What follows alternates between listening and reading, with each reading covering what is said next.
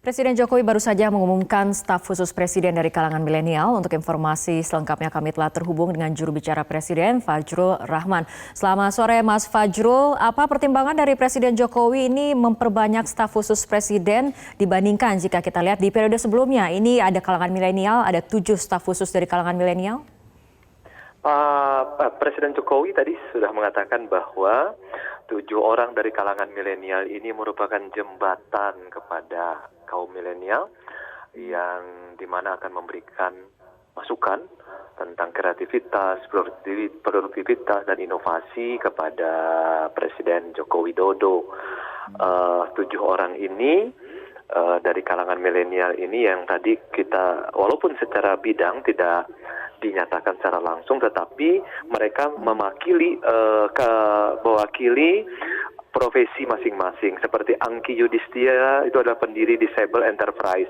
Dia seorang disabilitas. Kemudian ada Mas Belva Sahdepara, kita kenal sebagai pendiri Ruang Guru.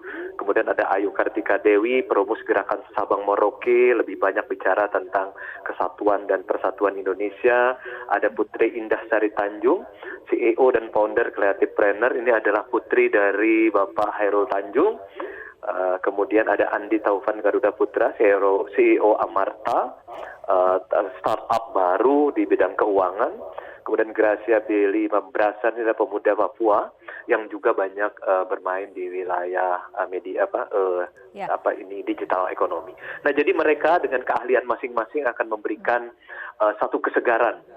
Kalau istilah dari Pak Jokowi ini sesuatu yang baru, cara pikir baru, cara pandang baru, sehingga Pak Jokowi itu bisa langsung mendengarkan bagaimana suara kaum milenial yang 80 atau sampai 100 juta orang itu, karena merekalah pemilik masa depan Indonesia.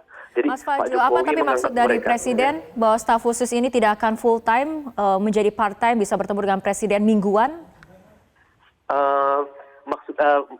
Sebenarnya mereka dengan sebagai staf khusus Presiden, mereka terikat sebenarnya kepada Presiden untuk setiap hari sebenarnya mereka mengerjakan tugas-tugas tertentu, tetapi tentu bertemu dengan Presiden tentu ada jadwal-jadwal khusus. Kecuali seperti juru bicara Presiden seperti saya, itu tentu sebagai melekat gitu ya. Sebagai perangkat melekat, saya harus mendampingi Presiden setiap hari. Dalam setiap kegiatan apapun, dari pagi sampai sore di dalam negeri ataupun di luar negeri.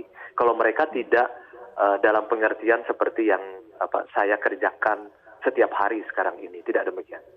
Tetapi mereka setiap hari mengerjakan pekerjaan-pekerjaannya, dan Pak Jokowi, Presiden Jokowi itu bisa memanggil mereka untuk memintakan pendapat seperti itu. Oke.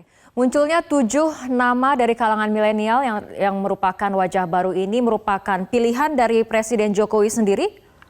Tentu pilihan dari Presiden Jokowi dibantu oleh Pak Mensesnek Pratikno dan dibantu oleh tim untuk mencari nama-nama tersebut, lalu kemudian menyesuaikan dengan keinginan Pak Jokowi, yaitu mereka mampu masuk ke dalam 5 program prioritas, yaitu SDM, infrastruktur, demokratisasi, deregulasi, kemudian transformasi ekonomi, di mana mereka masuk dengan keahlian dan kemudaan mereka sebagai milenial. Karena ujung akhirnya adalah menuju Indonesia maju. Indonesia maju itu misalnya 2045 itu adalah masa depan mereka begitu. Ada hampir 100 juta orang yang akan menjadi pemilik masa depan Indonesia, di mana mereka akan mengabarkan apa kepentingan dan kemauan dari kaum milenial ini begitu.